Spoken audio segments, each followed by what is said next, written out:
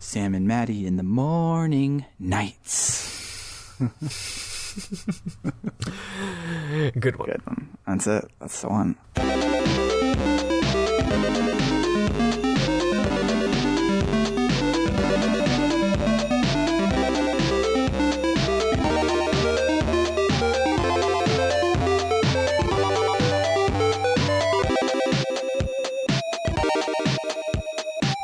Welcome to RPG Book Club, the podcast where we play a little bit of a video game and talk about how it makes us feel. I am Sam Allman. And I'm Maddie. And we are recording on a Friday night, which is so bizarre. It is not a Monday morning right now. Friday night. Yeah, it is. So if either of us go loopy, it's because we are never awake at this point.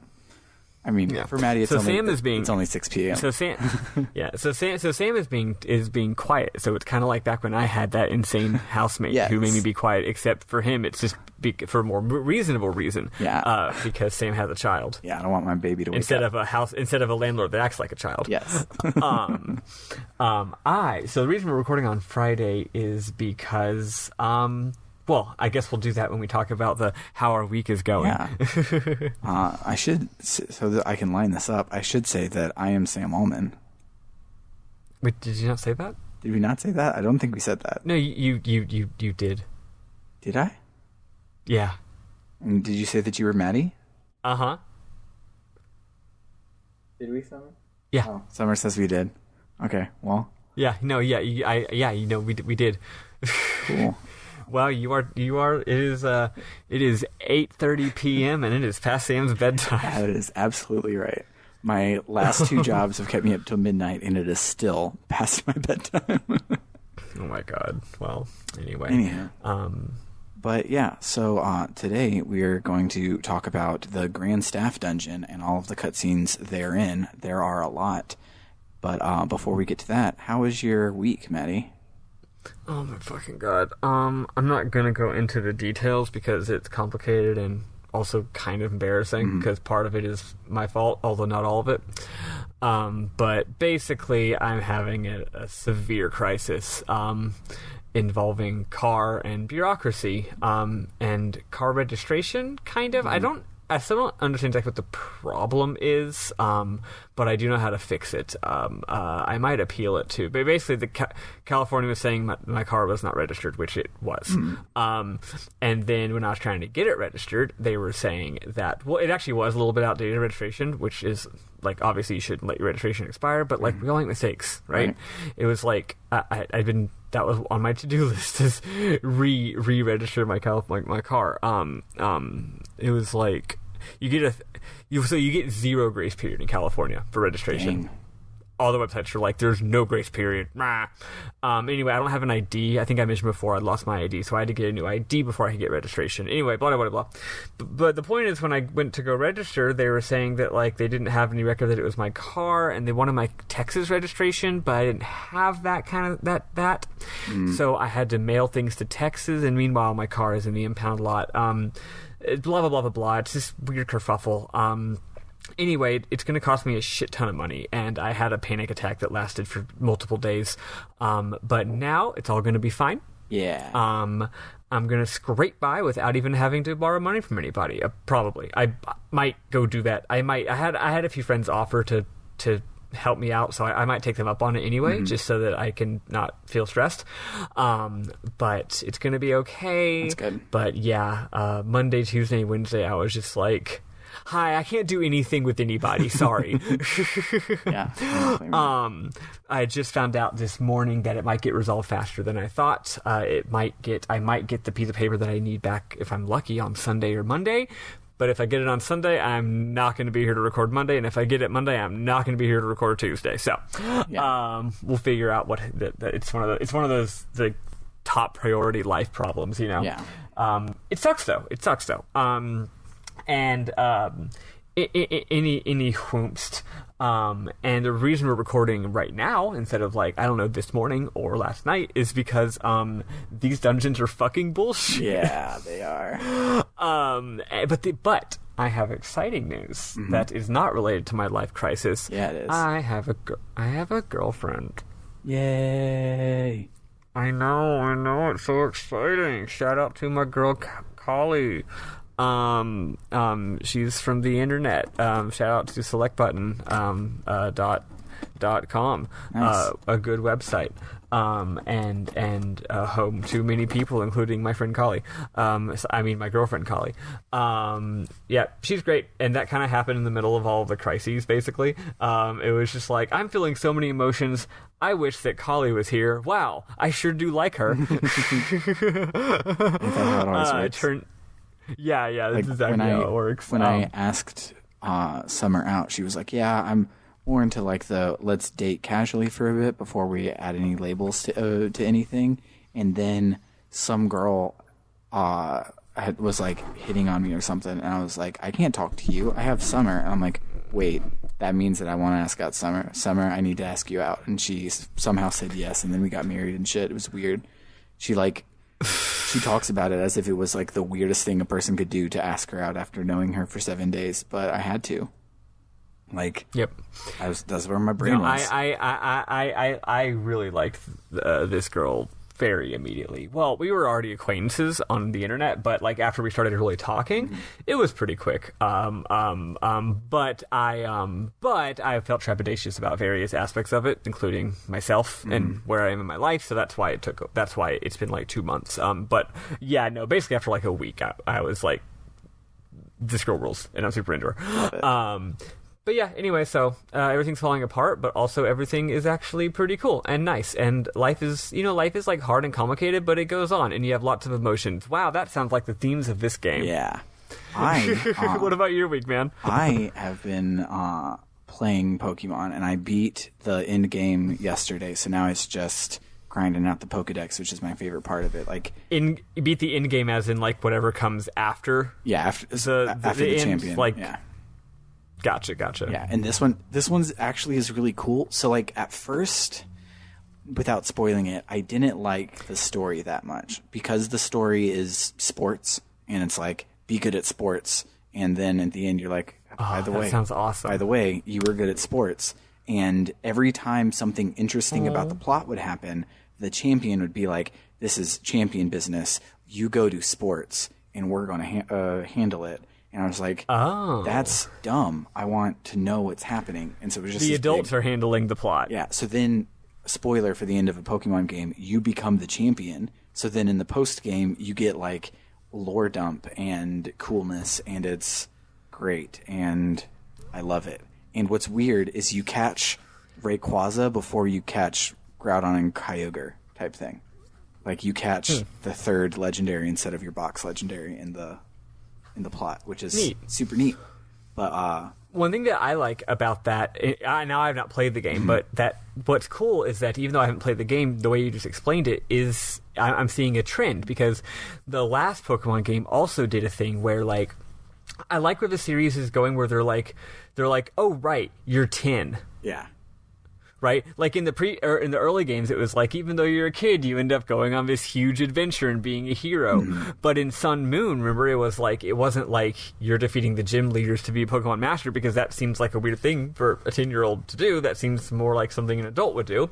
No, you're going on this coming of age pilgrimage that every kid your age does. Yeah. So the idea of having like an actual, like, I don't know, the idea, like, actually talking about the experiences of childhood versus adulthood.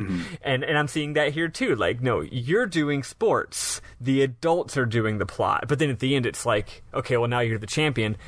Now it's your responsibility to do the plot. And it's really cool. This Pokemon also has a theme, which, like, literary theme, which most Pokemons haven't. And it's 100% about surprising. The changing of the guard. Like, 10 different characters retire from their job, and a different character takes over throughout the story. That's cool. And it's really, really cool. That's a good theme too. Yeah. I like that. I like it a lot, because it's all about change and people that are resistant to change, and so like what's really cool is the team is the good guys in this game, and it's awesome. Like Team Rocket is a good guy. The actual bad guys don't have a catchy name, and it's awesome. Spoilers for something that becomes incredibly obvious incredibly soon. But So the actual. Let me guess. The really really hot chick is actually bad. No, it is the white guy with the comb over. You also could tell. I thought they were both bad. But you know the hot chick I'm talking about, right? The one where you look at her and you're like, yeah, she ends up being the villain, probably. Yeah, I think we're thinking about the same girl. But yeah, and so the plot started out like dumb and I didn't care, but at the end I ended up really liking it, and it's the first time that like they've done the multiple rivals thing and you actually care about all of them in different ways, and it's really dope. But neat. The main part about it is the gameplay is a love letter to all of the people who were angry at Pokemon on the internet, and like if they would just stop yelling, they would notice how much the game was made for them and exactly them, and I love it. And my favorite thing that it does is the Pokédex gives you basically side quests to go do constantly, where it's like, oh hey, you've seen a Geodude. He's not in this game, but you've seen a Geodude, and on Route 9 you can catch Geodudes, so go do that. And so it like will help you catch up. I like that. Yeah, and so it's like giving structure to my end game, because I'm like, instead of just having to look online and be like, what all did I miss in Route 1, I just follow the breadcrumbs and eventually find everything, and it's really cool. I like it a lot. Man, I have heard from all the reviews that like the revisions to the game's structure and mechanics are way more extensive than was apparent, and that it's all just great. Yeah, like it's actually really, really fucking good game design. That's really cool. Yeah, I speaking of the it. theme of go on. I was just saying I highly recommend the games. If you're mad that there's no for Alligator or Absol as I was, it doesn't matter because everything else is great. Yeah. And a side effect that, of course, because this happened in both Gen 5 and Gen 3 and I loved it, is I couldn't just put a Gyarados on my team, which of course I did anyways because he's in the game, but like I couldn't rely on just my Gyarados, for Alligator, Absol, Jolteon team or whatever that I always get. I had to learn to love the new guys and had to use ones that weren't new but I had never ever looked at before type thing, and it was really cool. Unfortunately, they give you an Axew really early in the game, and Axew evolves into Haxorus, which is the fastest and strongest dragon type in the whole thing. So it's just way OP. So it's way OP, and I wiped the floor with it, and everyone talks about how like well balanced this game is and how like the gym leaders will use like status effects and buffs and debuffs and stuff in a way that they haven't ever before, but it didn't matter because I hit so fast and so hard that I beat everything. And so if you want a hard mode, just don't catch the Axew. That's at the very beginning. Just play with other monsters and you'll be okay. But it's good. I saw a tweet that was like, it was like, I used Razor Leaf 7 times in a row. The announcer, oh my goodness, what a brilliant trainer. Could he have what it takes to become the master? It's like, I just used Razor Leaf 7 times in a row, dude. Yeah. It's not that hard. Hey, Sam, I was going to say, the other thing I did this week, and by this week I mean an hour ago, was I watched Frozen 2, and it fucking slaps. And everyone should go see it. I was about to segue into that. I was going to say, speaking of stories where the theme is all about change and how people deal with it. Yeah. Because isn't that the theme of Frozen 2, kind of? Kinda. It's yeah. It's good. I read one review of it. Yeah, it's real ruined good. my segue. And like one thing that I really like about it is the single that is in all the toys and plays during the credits and is like the hype song for this movie is good, but it is not the emotional climax of the movie like Let It Go was from the first one. So it's not. So they didn't blow their load by showing it off ahead of time. No, yeah. So it didn't ruin it by showing it off ahead of time, and it also won't take the punch away from it when Scarlett puts it on repeat forever later. Like I won't have to listen to all of her toys singing it. And it being everywhere, I can still feel all my feelings when the emotional climax hits, which it's a brutal, in both good and bad ways, emotional climax, and everyone should bring an entire Kleenex store when they go to watch it. That's awesome. Yeah, that's really smart. Yeah, it's like, hey, we need to have a song that really is a cathartic, like the cathartic sort of centerpiece of the movie, but also we don't want everyone to hear it 10 billion times. But, so we'll make a different one that's a total banger. Yeah, it's great. Yeah, I can't wait to watch it, and I also can't wait to. I am planning on like bonkering down on Pokemon maybe over the holiday. You know. Yeah. It'll because there's no better time like being home for the holiday to be like just play video games. My mom's gonna be like, "Hey kid, like let's go do a family activity," and I'll be like, "Mom, I'm playing Pokemon. you don't tell me what to do." I also you're not my real mom. I also rediscovered something from my childhood this week that I had forgotten is the best feeling in the world. But our AC has been on the fritz, and so, as you know, cold air sinks, so it's a lot cooler down by the ground than it is sitting up in a chair. And so Summer was playing Sims on her computer, so I grabbed my Switch, and I laid on the floor to play Pokemon on my Game Boy for the first time since I was like 12, and that's like a magical feeling, and I loved it, and I recommend it to everyone. Just lay on the floor and play your big fancy computer Game Boy. The other thing I did this week besides my life crisis and girlfriend is play a lot of Death Stranding. If you hop over to my other podcast, How You Play Resident Evil, you can hear my more detailed thoughts. But suffice it to say, it is an absolute masterpiece. And now it's been getting better. Nice. Like the more the game goes on, the better it is. It really.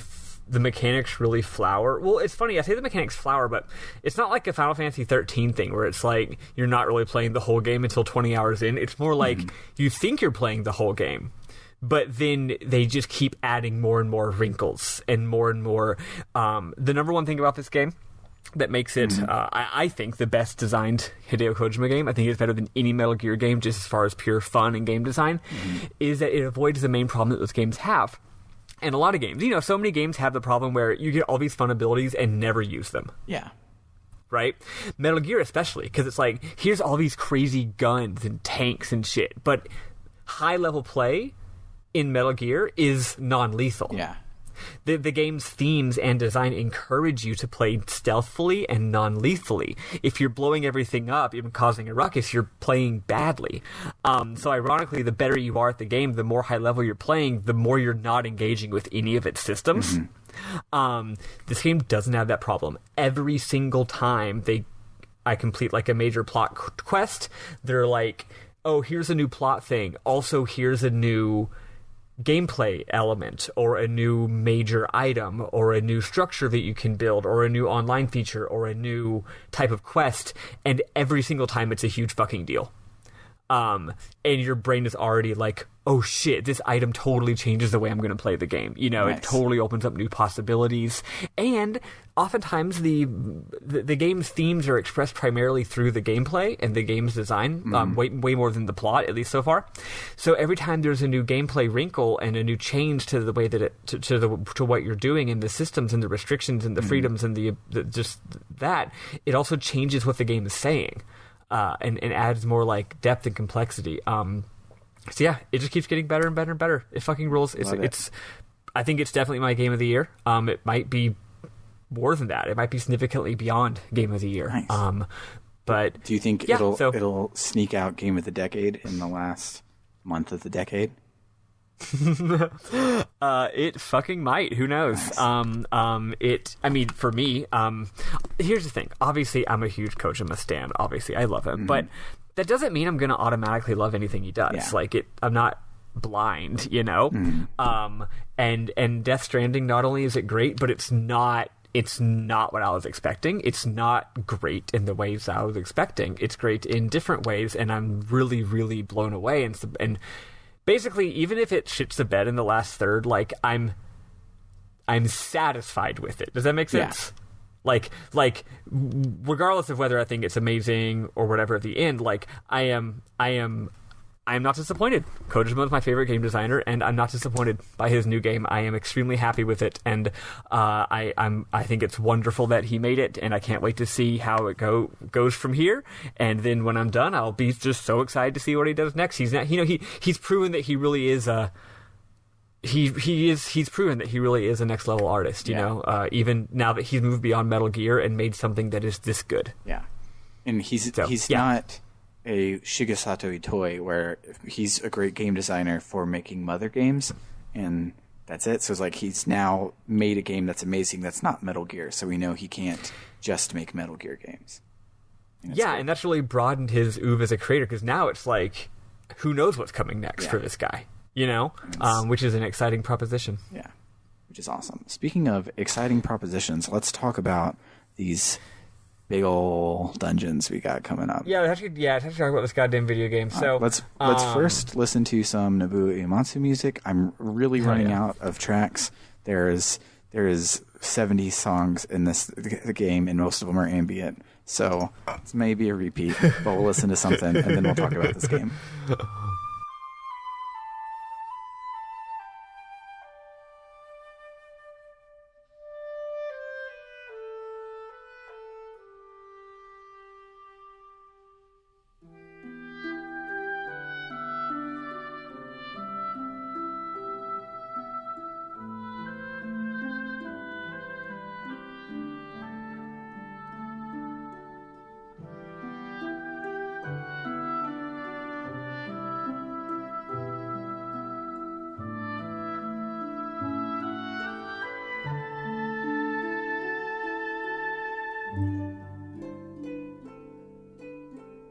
So what were you about to say before I interrupt? I was just going to say, so the first dungeon, where we last left our heroes, we were about to go to Grand Staff to fuck up Gongora, and it turns out you do 2 Grand Staff dungeons, which I knew that because I played this game. Mm-hmm. This game kind of drags on in the end. And the first Grand Staff dungeon has, like, literally nothing happens. Yeah. Basically. But tell us the few things that do happen, Sam. So, before you head in, when you're going around on the boat, Kayam will say that Grand Staff is going to recharge its energy at the Sea of Vows, so that's where you're headed. You can head there directly, or do a bunch of side quests, or if you're like me, you can try to find a side quest that's not way too hard and requires a boatload of grinding, just so that you can get a slot plus 10, because I needed it. And all of my mages specifically, like, I would have to choose between, like, relax and white magic type thing, or it's like 2 really important things, and I didn't have enough slots, so I fixed that by giving people 10 extra slots. Oh, I need to get slot plus 10. Hell it's yeah! It's at the Numara Atoll, so just north. You can see the atoll on the map. I know where it is. Yeah. But you can actually go there. That's the one that you can go to ages ago when you first get the Nautilus, but then the boss annihilates you. No, you actually can't go. You can go to the place and grind on the liquid metal slimes, but you can't fight the boss until you get the harp that's on the white boa. Oh, okay. But that's right. Yeah, the random mobs kick your ass. That's right. Yeah, random mobs also guarantee a level. Doesn't this side quest actually have like a plot thing? Kinda, yeah. So that side quest is about the Holy Beast, and which is a thing where it's like a religious thing for the people of Numara. And so when Ming showed up, she went and like communed with the Holy Beast, and the Holy Beast was like, "Hey, you should unite." Oh hell yeah, I love communism. You should unite the people of Numara and be their queen, and I give you my blessing as their guardian and stuff like that. And so she would commune with it by playing her harp, playing the song that she played when Jansen peeped on her earlier in the game. But you go and get the harp, and then you come back, and she plays it, and the Holy Beast shows up, and it's gone evil. Probably Gongora's fault, because everything's his fault. So you beat it up to subdue it so that she can use her magic to heal it, and then it thanks you and gives you slot plus 10, which is dope. That's dope. That's dope as shit. I love it. Love to see it. Yeah, so we go into the dungeon, and we basically just make our way through the dungeon. So the first part, that's the one with the first half is the one with where you have to tightrope walk across the tubes, right? And also you have to like turn off all the boilers so that the steam goes away and stuff like that. Gameplay wise, everything in this dungeon is my memorable moments dark mode, aka things that fucking suck ass. So we can skip over it and I'll bitch about it later. Yeah, it's all pretty dumb.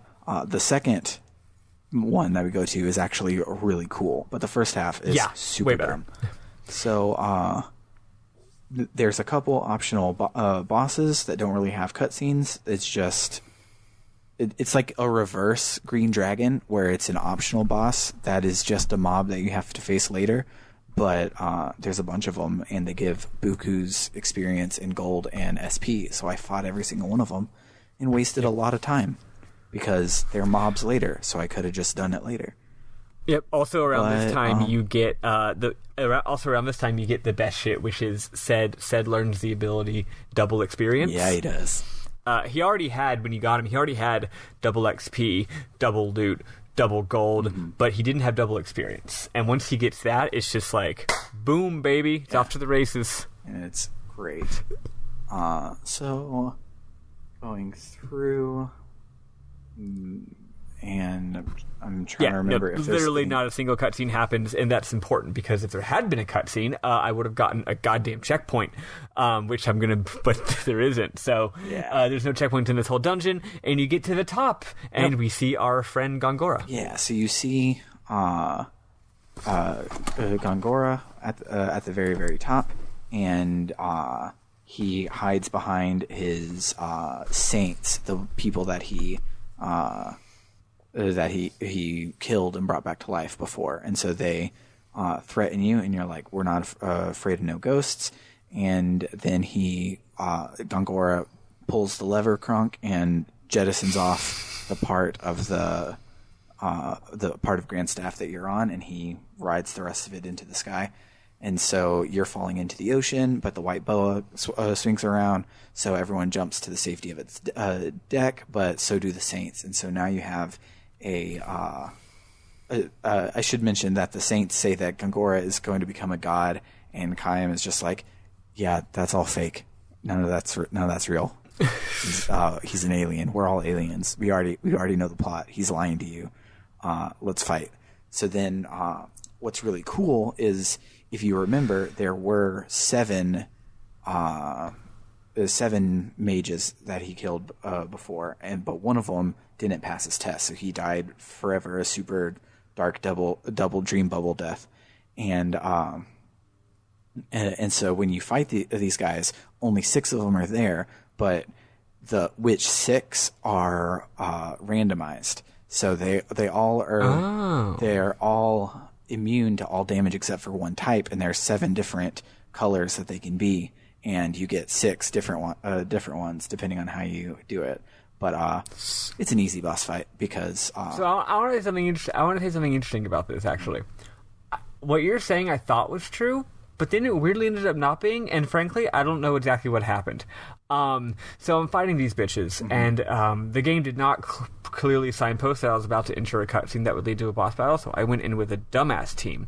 I went in with Mac and Ced in the front. Mac and Ced in the front row, and then Ming and Sarah and Jansen in the back row. Okay. Not the best party. It's not bad though. I took any party in this game is fine, frankly. All 4 mages with Kayam to block, and that was it.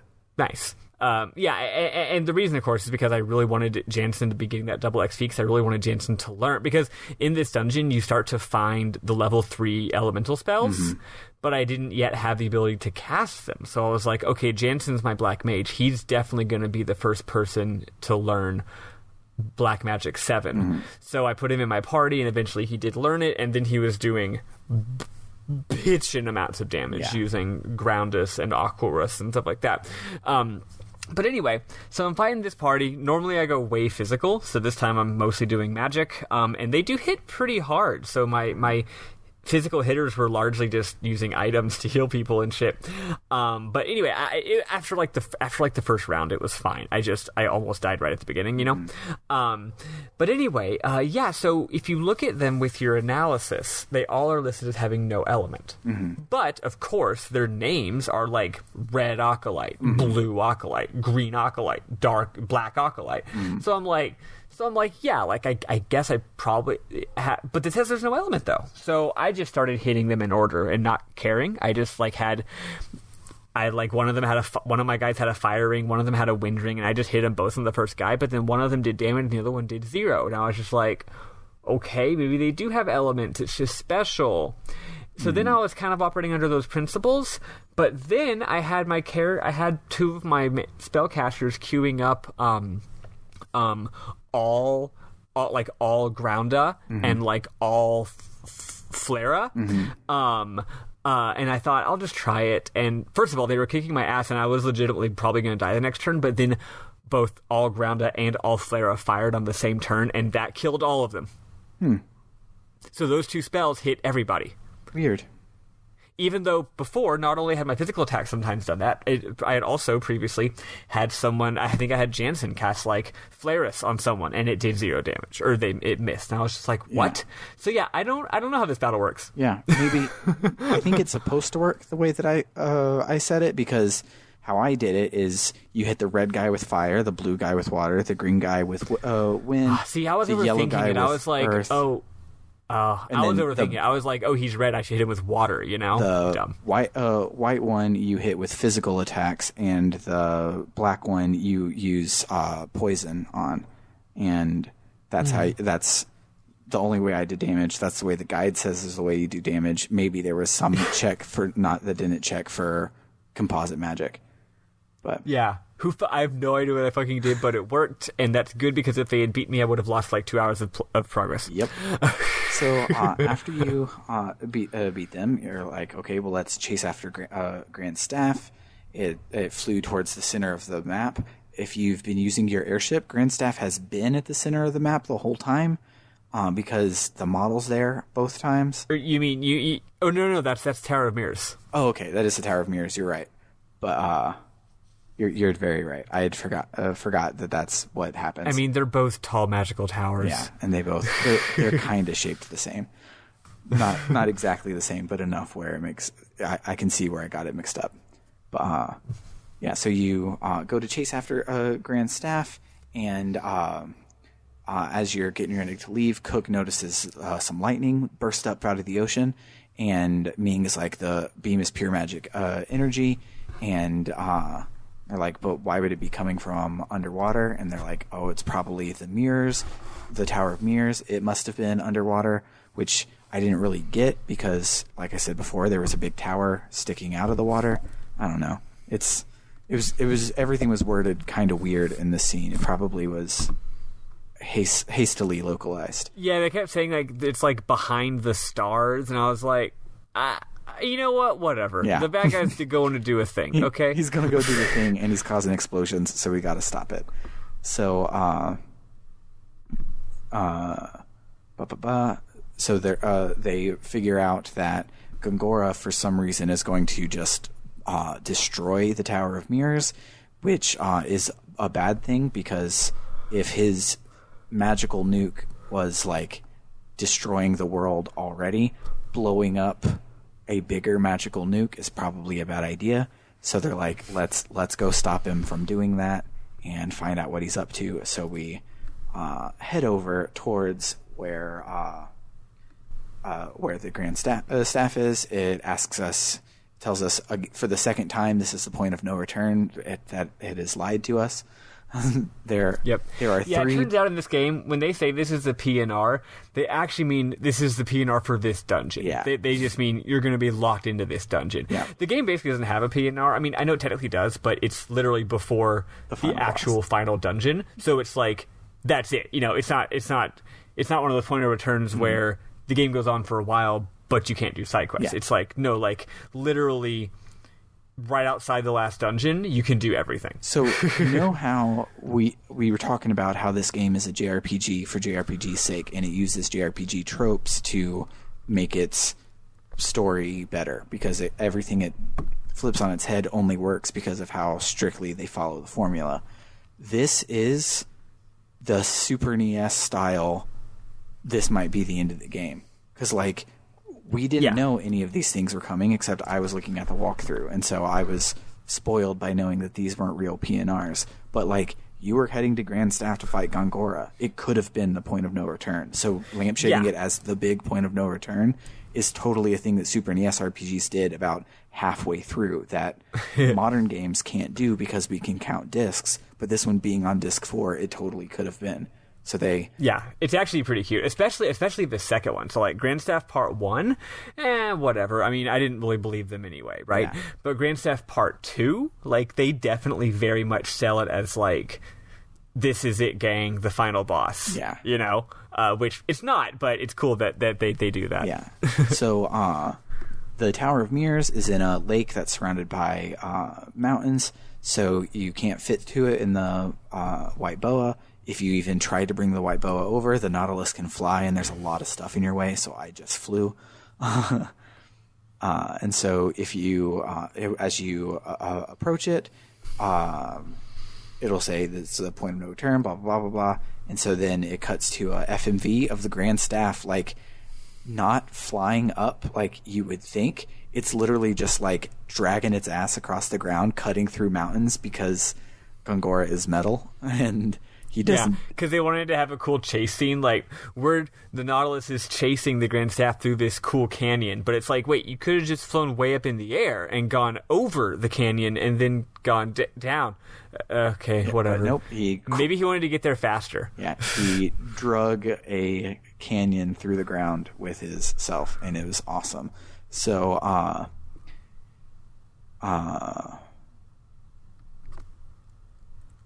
yeah, so you're flying, you're going towards it on the water, and you're like, how are we going to get close? And Sed is like, don't worry, I got this. So he starts podammering and dodging like rocks as they fly to then just stab Grand Staff with the nose of the Nautilus. And he's just like, all right, everybody, out through the nose. We got a dungeon to do. Yeah, I mean, why climb up a dungeon when you can just literally crash right into the top of it? Yeah, it was awesome. And so when they get out, they're like, okay, so we're pretty close to the top, so we just got to go up a couple floors, and we can go stop Gongora. Surely there won't be a giant clock-like mechanism that we have to navigate to just go up 2 flights of stairs. But there is, and it's awesome. Yeah, this game does not believe in, like, not having a dungeon. Yeah. Like, every point in this game where the characters have to go into a place and do something, they never throw you a bone, you know? They never do the thing where, like, you get there, and then you go up an elevator, and there's a cutscene. Yeah. No. Like, every time there's supposed to be a dungeon, there's a dungeon. Yep. And, the mobs here are cool. They're the optional ones from before, but they're really easy to cheese, because the first time you fight one, every single action you take in combat gets countered with a toxin spell to poison your characters. So then you just equip all your immortals with anti-poison, and you equip anti-poison bangles on your mortals. So then you walk in just like, yo, what's up? None of y'all can hurt me. I'm going to just take your experience real quick. And it was cool. But the main gimmick is the elevators are like weird shaped. They're like shaped like an unknown Pokemon. Just like big circular weirdness. And the way up is blocked with like beams and shit. So you have to rotate the elevator to fit through the beams as you go up, and it's cool. I really liked it. Fucking Otis, man, am I right? They really should have contracted ThyssenKrupp for these. Sure. Those are the 2 main companies that make elevators. Okay, I believe you. But halfway through, you get to a thing, which might actually be before the elevator I just talked about. I don't remember exactly. But you're like, okay, well, we need to power up this elevator, so we need to do these 2 generators on either side. So we'll split the party up into 2 teams of 2, and you have to shut them down at the same time by fighting these bosses and killing the bosses at the same turn. And it was unlike anything I've ever done in a turn-based RPG, and it was badass. Loved that boss fight. Yeah, it was really, really, really good. Yeah, one of the high points of the game as far as game design goes. Yeah, like... Did you have a lot of trouble with it? I actually didn't have too much trouble with it. I just had to like think and use my think brain and have a good time. Yeah, Kayam and Seth have been in my party the entire game, so they have almost the exact same damage output. Same with Ming and Sarah, because I didn't use either of them when I first got them because I didn't have enough slots. But then when I got slots, both of them started getting stuff at the same time, so it was really easy to do it. The only hairy part was Kayam got a stupid critical hit at one point and brought it down to like 30 HP, so I had to heal for like 2 turns till the other people caught up. But it was really cool. I really loved it. But yeah, so you do that.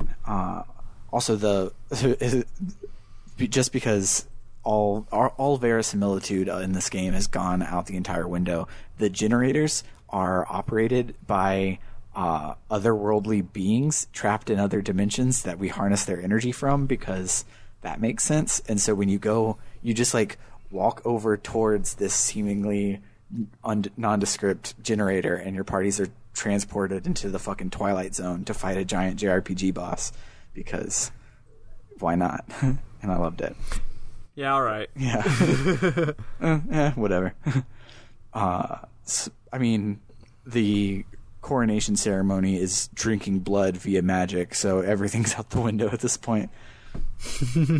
So,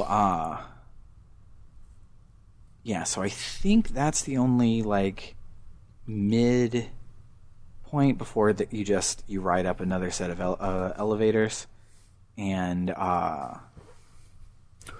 so you come up at the very top. One important thing that you get in here is a crystal fragment. Did you get the crystal fragment, Maddie? I don't remember. Probably. It's the I one explored everything. It's the so one that probably. auto heals your MP every turn. Oh shit! I must not have equipped it. Yeah, you should not go into the final dungeon, and you should go to Saman and grind that auction house until you get it, because your mages, like, you get like 35 MP each turn, which means your mages at best lose 5 MP when they cast their high level spells, which is beautiful. Yeah, that's wild.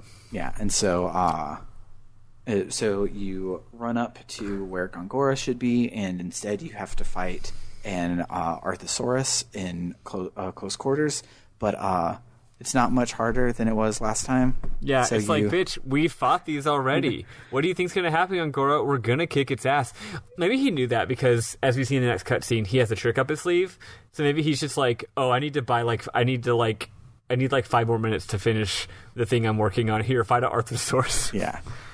So you beat it down, and you're like, we're awesome, Gongora. We're going to stop you. And he's like, no, because this world is full of emotions, and I'm evil, and emotions are bad, and we have no emotions on our world, so I'm going to harness this energy called emotions and win the world. And there's this cool part where I forget exactly how it's worded, but Ming is basically like, emotions are power, but it's not power to take, and he's like, all power is power to take, or something like that. He says a cool villain line, and I can't remember it at all right now. So I want to pause real fast, because I read this scene differently. There's a lot of talking in this scene. The characters go back a lot. They kind of pontificate for a while. Gongora's motivations are a little bit hard to suss out, and I don't think it's like a bad writing thing. I think it's actually kind of on purpose. It's just a little complex.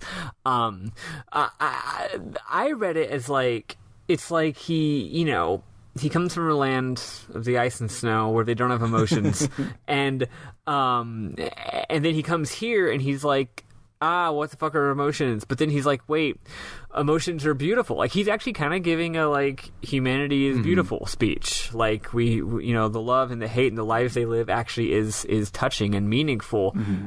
And that's why I'm gonna be evil and rule everyone. Yeah. It's like, he, like, kind of actually came to the same lesson as the other characters, but he's like, I love emotion, but emotion also is the source behind magic power, and I like I like all sorts of emotion, but the emotion I like the most is power. And Kaim is like, power isn't an emotion. Yeah, that's nuts. what he says. But he's like, I like I like those kind of emotions, those bad emotions.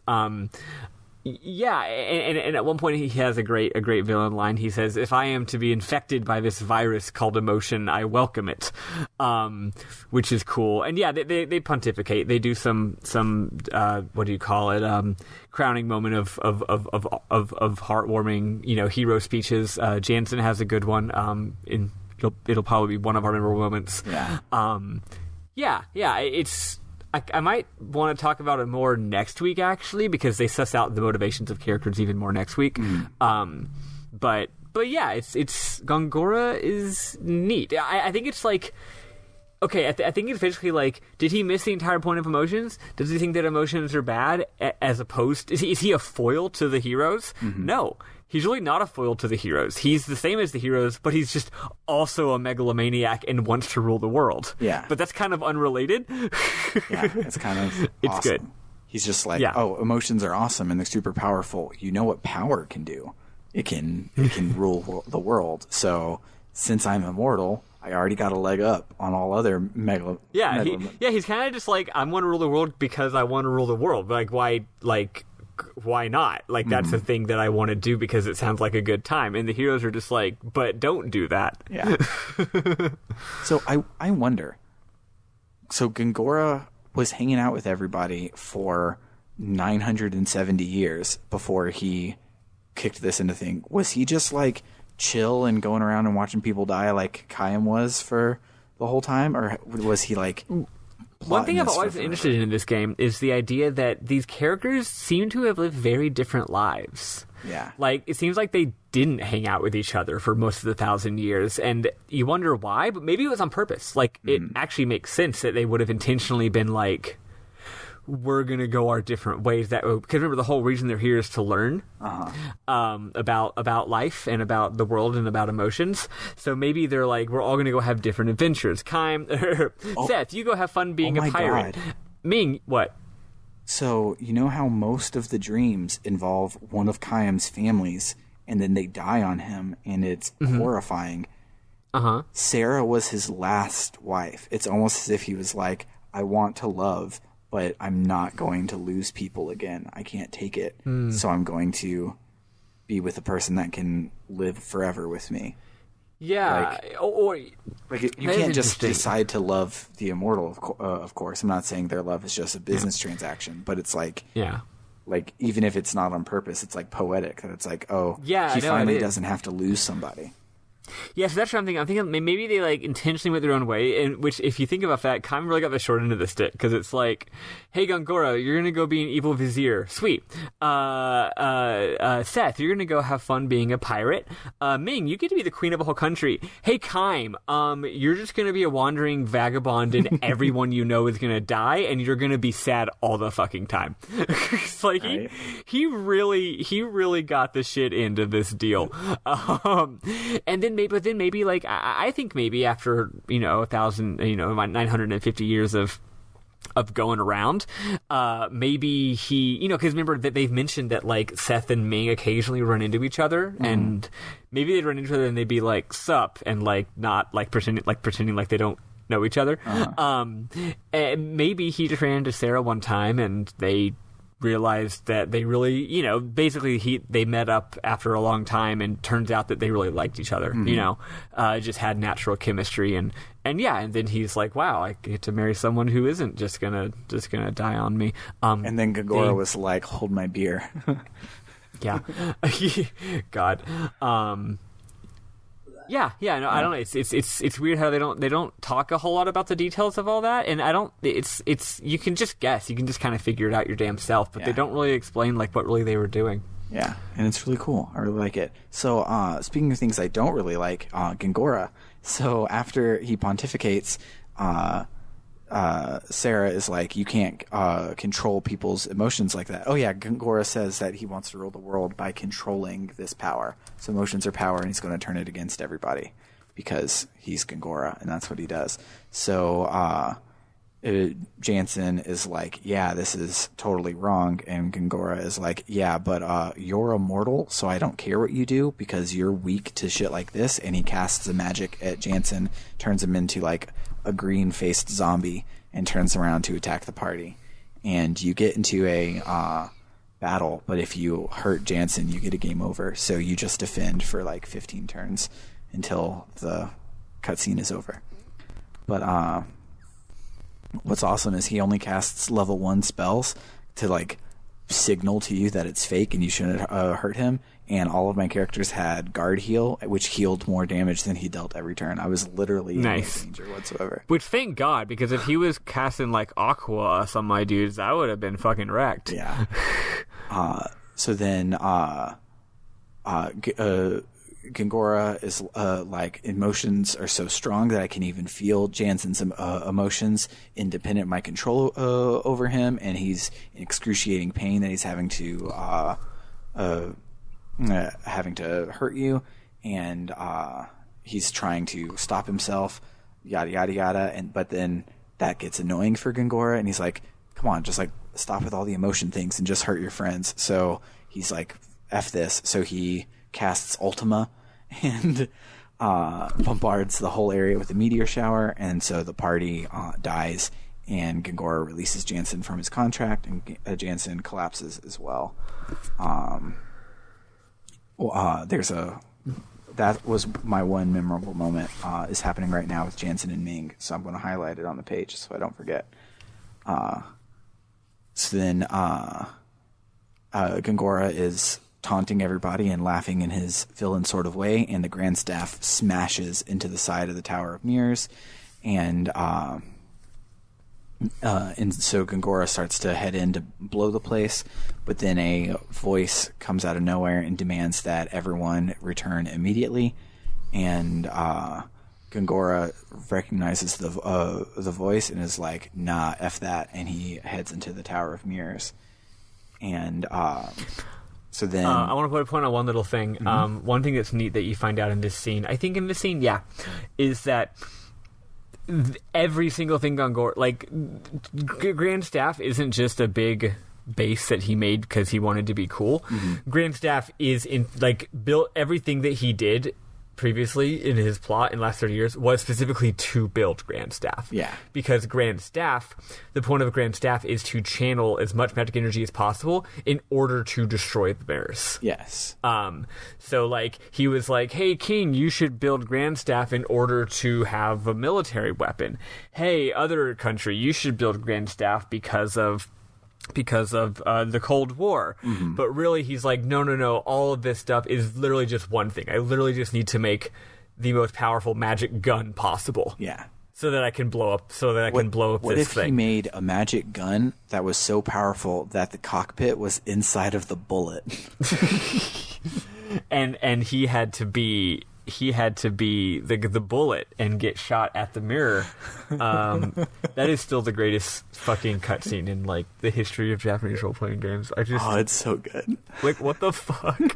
But yeah, so he actually does that. He like channels all the energy from the ocean and from the stars and from the everything and blasts the bejesus out of it. Mm-hmm. And I think it like basically works. Like, it doesn't actually destroy the mirrors, but it like, he's not like, no, it failed. He's like, hell yeah.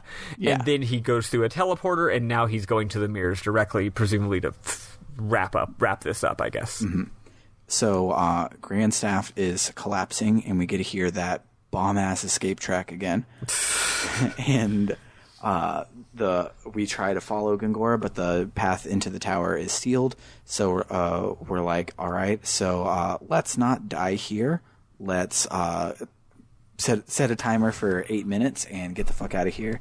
And it really and get only out takes, in like 2 minutes. Yeah, it really only takes like 2 minutes. I never even got into a fight on my way out. Like the last time I got into like 2 or 3 fights that I had to run from, but this one, like, I didn't even get into a single one. So you make your way out, and you get back on the Nautilus, and the Nautilus pulls out as Grandstaff collapses and falls into the ocean. And then it's like, hey, no, for real this time. This is the point of no return. If you want to do side quests, go and do them now, or double your save. Bye. Yeah, and I love this because they're like, wow, the bad guy is like mere seconds away from completing his plot. Everything's going well. He just teleported to the Tower of Mirrors. We have to go up an entire dungeon to get there. Time is running out. Oh, by the way, you want to fuck off and do side quests for 10 hours? Yep. It's like, I know every game does that, but I feel like it's like extra egregious in this game. It's really funny. Because like if they had said like, let's fuck off and do side quests before going to Grandstaff Dungeon 1, that would make sense. But this is like, this isn't the beginning of the end. This is the middle. This is almost the end of the end. Like the end game is already in progress, and then they're just like, bam, back to the world map. Yep. So let's listen to some Nobuo Uematsu music, and then we will talk about our memorable moments.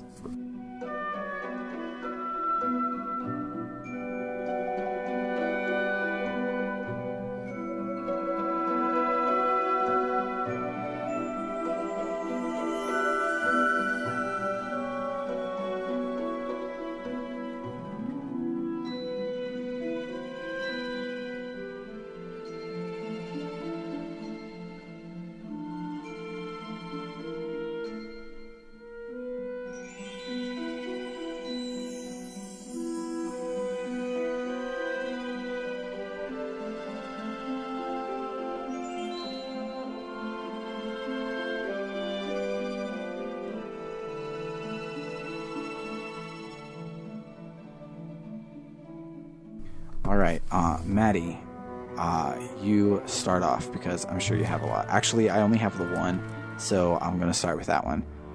Cool. So after Jansen comes back to when he calls down Ultima on everybody, Ming is like dying, and Gangora is pontificating and being an evil genius, and Ming isn't even listening. She just crawls over towards Jansen, and it's great, and I love it, and they're my OTP. Yeah, they're really fucking good. No, I only have a couple. I was blasting through it. I was not paying too much attention, frankly, because of my life being the way it is. But anyway, when you're in the first dungeon, if you fall off of that pipe and fall into the water, Jensen goes, "Oh, what's this?" He actually says, "Ow, what's this?" But it's like the exact same thing, like one letter off. I thought that was funny. There's a part where I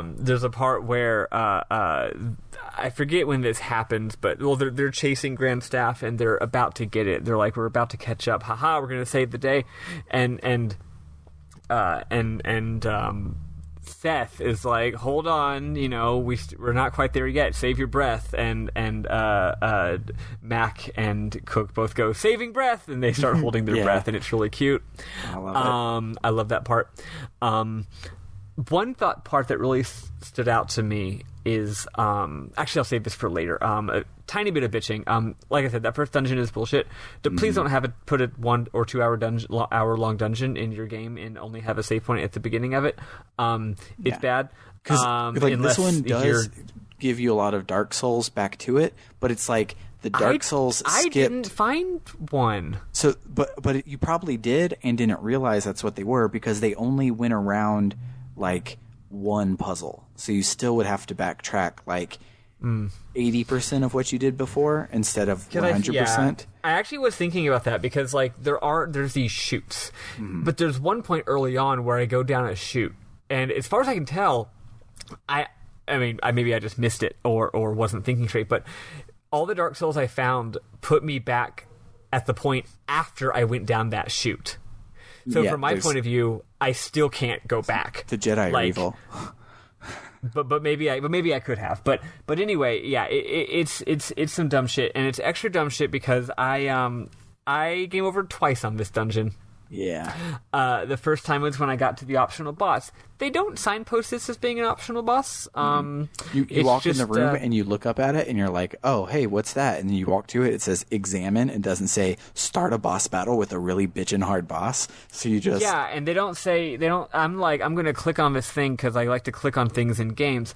It turns out it's a battle. Turns out you can't run from it. Turns out it killed me. This battle, it's actually really neat. Basically, look, it's one of those things where, like, I could have beaten this battle if I could have, like, rejiggered my party composition, you know, and changed up my skills. That's all it was.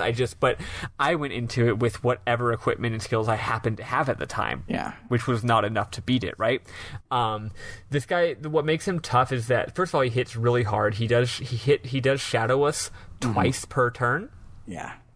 Halfway through, I went online to get some hints, and they were like, yeah, you shouldn't be too bad because he doesn't usually do the double shadow us every round. He only does it sometimes. And he did it every single round for me. Yeah.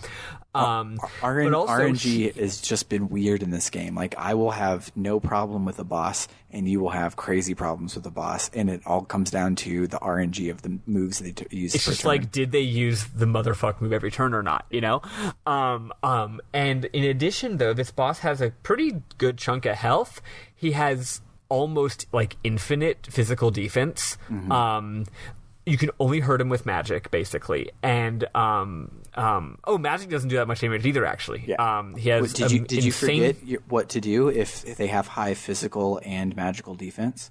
You use random, right? Use gamble, yeah. And gamble, so I just No, that's how I was doing. Yeah, so you got to use gamble. Mage and gambled like. But the thing is, the way my party composition was, I only had 2 people that could cast that. It's only level 2. Why didn't you should have had enough bangles in your inventory to throw bangles on people. I think they were equipped on people who weren't in my party, which you should never have anything equipped. I don't remember the exact details, but also I didn't figure this out till I was already dying, right? Yeah. Extremely dying. And also, here's the thing: he heals himself 700 HP every turn. So, point is, I'm getting motherfucked, and I actually still almost did kind of succeed because 3 of my party members were immortals, so he was having trouble killing all 3 of us at once because we just kept coming back. But anyway, he beats me, so I lose like an hour of progress, and then I'm playing again, and I'm like, okay, I'm not going to do that. And then I wiped on a battle because all 5 of my guys got petrified. Dang. That sucks. So then, of course, the third time, I equipped skills or abilities to protect against petrification on everybody. I have had anti-petrify on everybody ever since I got Sarah, because her dungeon is where I first wiped to all petrify, and I don't want to ever risk it. Petrify makes sense. Petrify is a bad... It's actually good in Lost Odyssey and only Lost Odyssey, but Lost Odyssey came out after all of the other games in which Petrify is a bad game at least in Lost Odyssey, it takes like 3 turns, or they have to double tap you with it. Yeah, and on top of that, guess what? It works because your guys are immortal, and so it's not just an alternate way to KO people. It's like the only way to KO an immortal, which is kind of cool. It's like, it should be scary and a thing you deal with. Could I have healed my petrification and before the 3 turns passed and they all turned to petrify? Yes, I could have. Yeah. I also could have not fucked up my car shit. There's a lot of things I could have done in life, but didn't do. Could I have not ruined my marriage? Yes. Oh yeah, I'm officially getting divorced now, so that's fun. Yeah. So it's not fun. I wasn't being I'm not actually being. I'm actually sad about it. I'm being flip. Anyway, yeah. So this dungeon just took me a really goddamn long time, and then I get to that boss, that actual boss, which again surprised me. I wasn't expecting it, and I'm like, if these guys kill me, I'm gonna fucking scream. Like, oh my fucking god, this is the worst goddamn shit ever. I had a similar thing, because how checkpoints are generated is if a voiced cutscene happens, like with subtitles instead of a text box. If one of those happens, it generates you a checkpoint. For most of the game, that is great. For the end game and all the optional shit, it is not. So when I mentioned I wandered around for a few hours trying to do side quests that I could afford, it's because I got complacent, because I would walk into a place and I would watch a cutscene, and then I would face a random mob that I would be way too underleveled for, or happen to be fine on all the random mobs, get to the boss that's like you should grind to level 200 before you even attempt it sort of thing, and would get the floor wiped with me, and it would not generate a checkpoint until like 3 things I had done before, because there also aren't save points, because it's the end game and you have the Nautilus and you can always just save on the world map. But if you save on the world map, it's not a save point, so you don't think to ever save on the world map. And yeah, there's a lot of just annoying things. Like, I fought the Holy Beast about 3 times.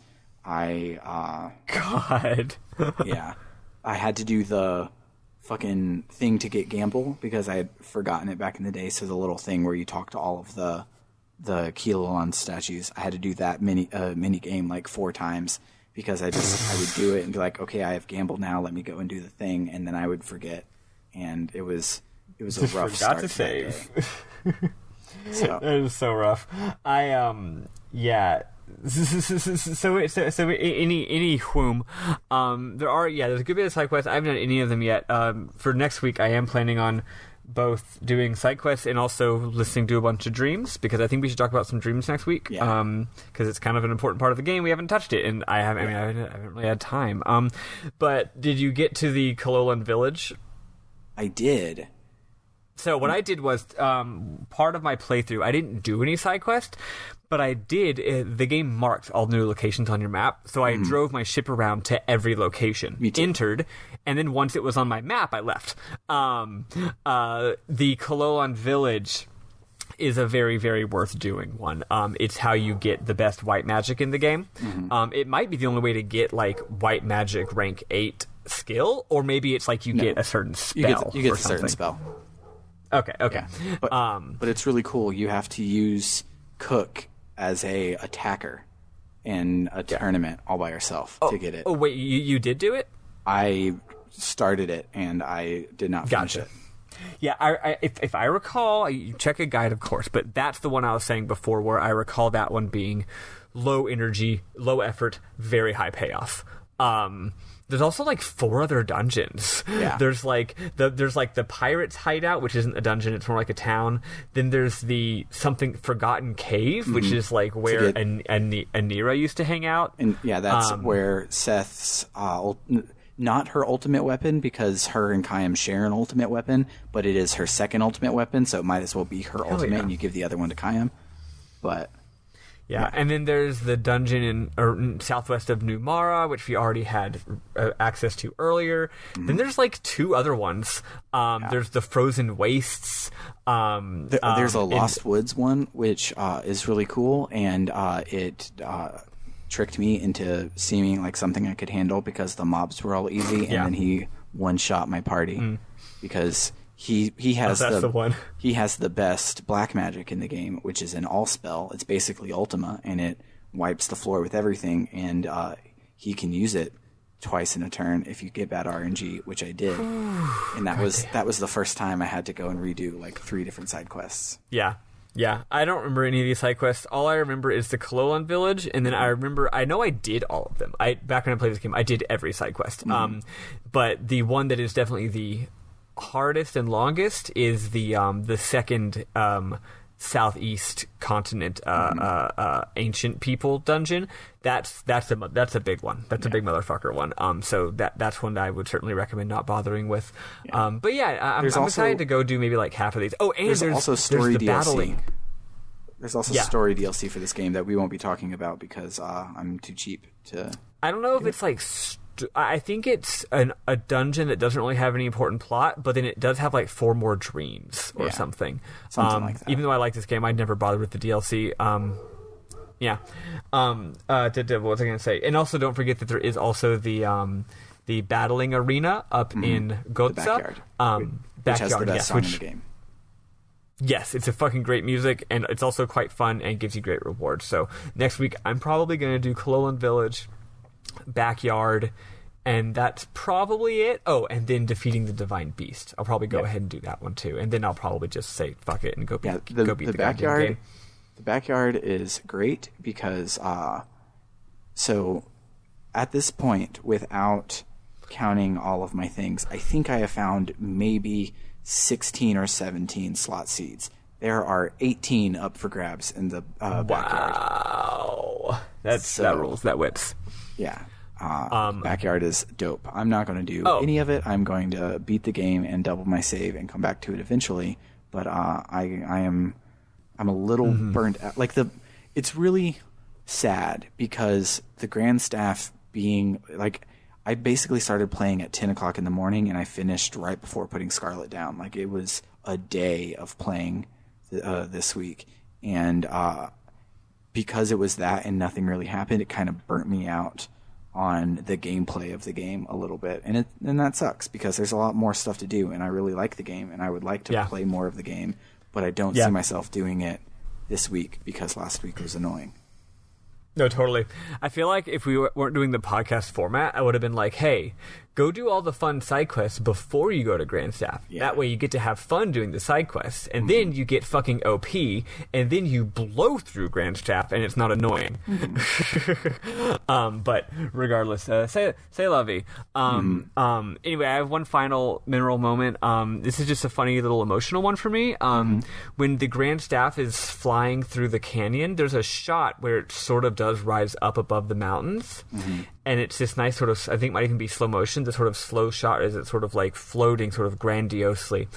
And what's neat is that shot is the exact replication of a piece of concept art that was the very first thing that Mistwalker ever released. Nice. So back when I was a tiny baby, I was a JRPG baby who just loved Final Fantasy so much, right? I hadn't gotten into Halo and Metal Gear yet, which turned me on to action games. And I love Final Fantasy. I love Final Fantasy 10 and 6 and all that. And then of course the big news happens that Hironobu Sakaguchi has left to form his own company, and so has Nobuo Uematsu. Who knows what they're doing, and Sakaguchi is working with Microsoft. That's very interesting. Luckily I was the one kid on the block with an Xbox. Okay, I guess I was already into Halo at that point. I was the Halo and JRPG baby. Can't wait to see what he comes up with. And the first thing that they released, they were just like, it was literally like Mistwalker launches their site, and it was like a splash page. Back in the day everyone had those like Flash websites. It was literally just like a Flash page that said like Mistwalker, and then it had like wallpapers, because again it was the aughts. It had like wallpapers. It had like a little thing about how it had like profiles of Sakaguchi and Uematsu, who they were collaborating with, and the artist for Lost Odyssey. But they hadn't announced any games yet. And then it had like one piece of concept art, and they made a big deal of showing it, being like, this art, I don't know, sort of shows our vision for the kind of games we want to make. And it was just this beautiful illustration of this strange magical tower that's sort of weird and semicircular shaped and lopsided, and it's kind of like, it looks like it's kind of like falling, but not in a dramatic way, to sort of like drifting kind of like lazily to the right, with these like mountains in the background and all these swooshy magical energies everywhere. And I was just captivated by that image. I was just like, this is awesome. I want to know what this thing is and what the world that it exists in is, and then many, and then like a couple years later, funny enough, it wasn't even their first game, it was their second game. Here's this game. So when that shot showed up in the cutscene, it gave me this like hells of like childhood nostalgia feels, which is extra funny because I did not actually play the game when it came out. Because by the time the game came out, I wasn't into JRPGs anymore. So by the time I actually didn't play the game till college. So it's not a nostalgia of playing the game as a kid. It's a nostalgia of seeing a picture and looking forward to the game as a kid. Speaking of games to look forward to, Star Ocean 5 is $15 on PSN for Black Friday, and every single one of you should get it and play it. The game frickin' rules. Oh, motherfucker. I always forget that there's Black Friday stuff online, because, of course, I'm not going to be one of those people who goes to a store on Black Friday. But online deals, Star Ocean... should one play Star Ocean 5 as their first Star Ocean? So, I think it's okay to be your first one, because... Also, just case in point, I already know the stupid twist at the end of 3, so... Okay, it's takes place prior to 3, I believe. I think 3 is the last one chronologically. I may be wrong on that. It doesn't really matter because very few of the games connect. They just have a loose connection through the Kinney family, and Emerson Kinney, the one in 5, is my favorite one. Even though this is the series where every game is like. This is the series where every game is like the first half of it is like just generic fantasy shit, and then halfway through it turns out they're spaceships, right? Yeah. And so Star Ocean 2 flips that. Star Ocean 2 and 4 flip that on their head, where you play the spaceman that has to go to the not space. Actually, I guess only that I've played, only 1 and 5 don't do that, because I just remembered Star Ocean 3, you're also a spaceman that crashes. So 2, 3, and 4, you're a spaceman that crashes. 1 and 5, you're a medieval man that goes to space. But yeah, it's relatively unconcerned with the rest of it. Like the fact that Emerson's last name is Kinney is just like a bonus more than tying into the other ones. So it's probably okay to be your first one. It was not my first one, so it's hard for me to judge that. But it rules. It's definitely. I'm certainly interested in playing it, and I've heard everyone say that. Well, not everyone, because no one played it. I've heard the only 2 people I know who actually played it, you and my friend Jared, both say that it rules. Yeah, like this will either sound like a good thing or a bad thing, so you can judge accordingly. In the middle of the game, just like for funsies, it's basically an episode of Star Trek, and you're just on board a bridge, and they're describing the things that are happening outside in space, and you get a couple of shots of things outside in space, but mostly it's just like a good 30-minute cutscene. That's Star Trek, and it's dope, and I fucking love that shit.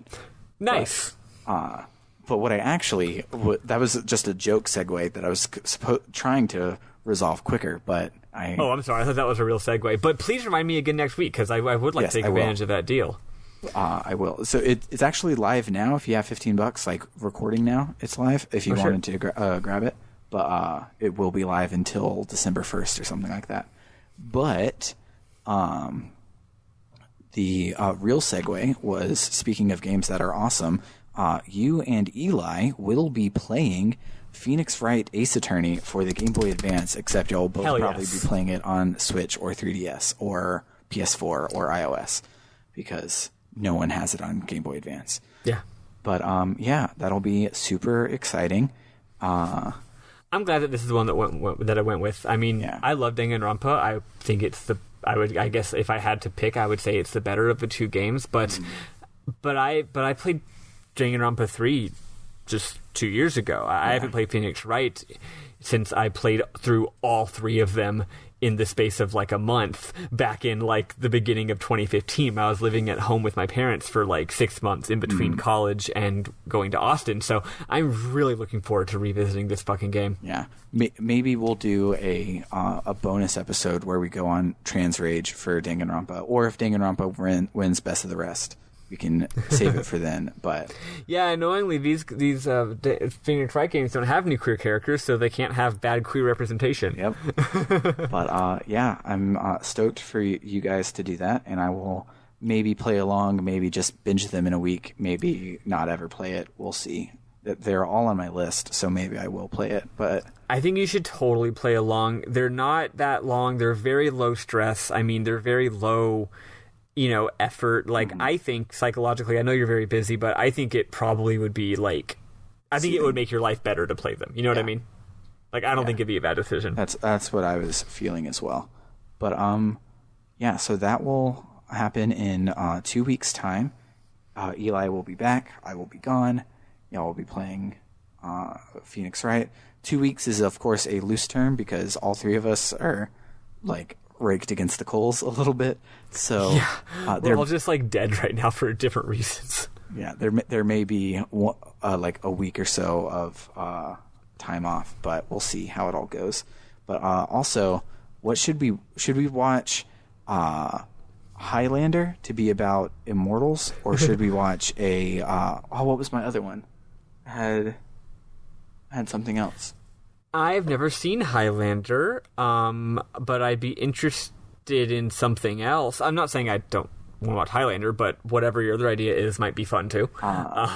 So it was Highlander for immortals, and then something to deal with the family of it all, but I can't remember what it was. Something about sad feels and family. We'll think of something, and then we'll announce it in our Discord, which that reminds me of another thing that I've forgotten. We actually have a giveaway going for the rest of November.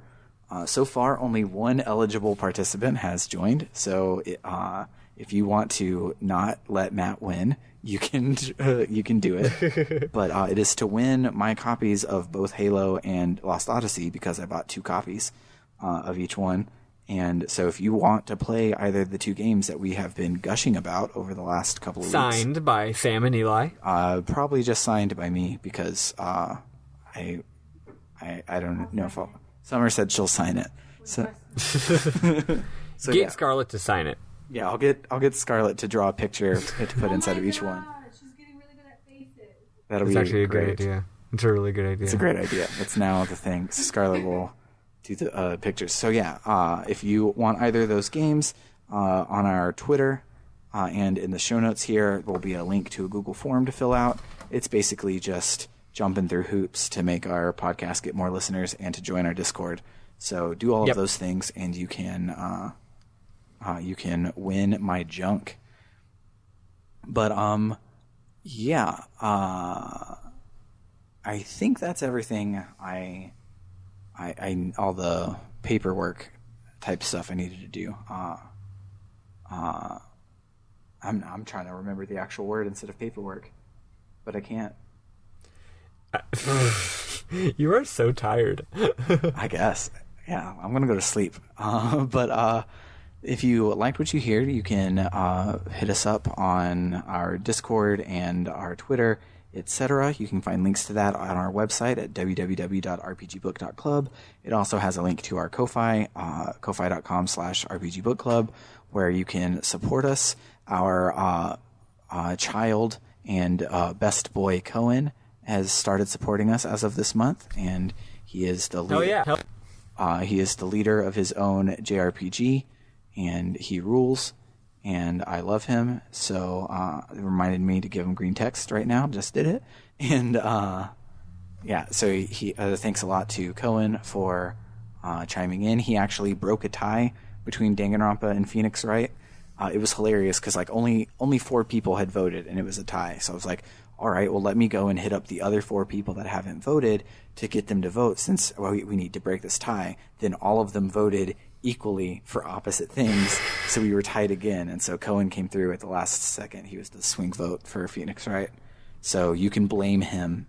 But you won't blame him, because the games are wonderful. You will thank him. Yes. So you can hit us up on our Ko-Fi, which now can do embedded images. So my next several reviews, instead of being a link from the Ko-Fi, will be Ko-Fi exclusive for a bit. It'll just work smoother for you, which is cool.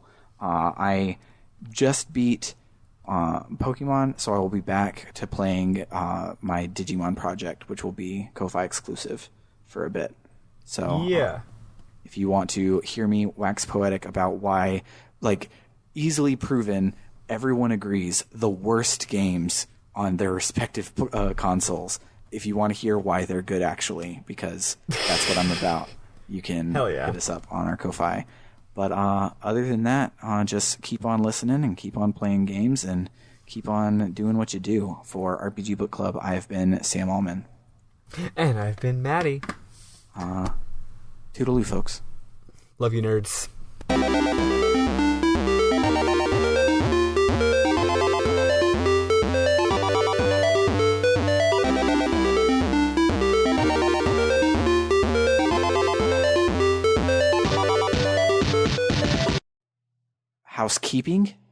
Housekeeping. There it is. Housekeeping. Found it. Nailed it.